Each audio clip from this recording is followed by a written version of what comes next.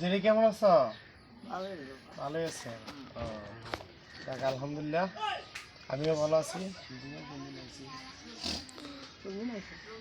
আইসি পরশু দিন। আচ্ছা ইয়া দিদি, এই তোমার বয়স কত চলে এখন? 105 বছর। মাশাল্লাহ।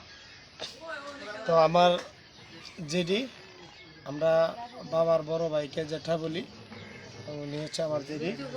আলহামদুলিল্লাহ 105-10 বছরের মতো চলে।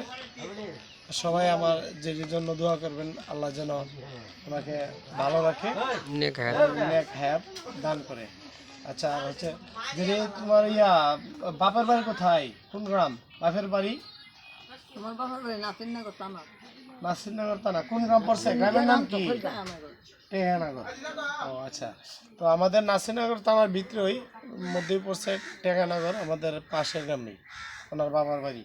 আচ্ছা, তো এই আপনার বাবার যাবে কি নাম ছিল? আমার বাবার নাম মুশকুত আলী। মুশকুত আলী। আচ্ছা আচ্ছা আচ্ছা, আপনার দাদার নাম?